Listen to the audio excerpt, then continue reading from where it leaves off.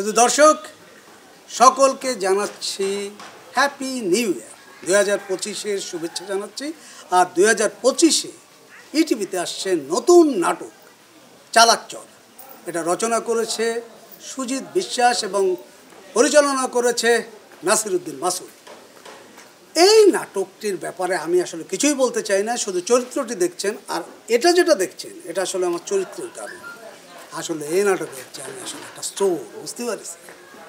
চোরের ক্যারেক্টারটা আমি করতেছি। আমি হচ্ছে আতর চরিত্র নিয়ে আপনাদের সামনে আসবো, একটা সুন্দর পাক্কা চোর। ঠিক আছে, এই চোরের চুরি করলে যেটা হবে সেটা কিন্তু আমার হয়ে গেছে, বুঝতে পারছি।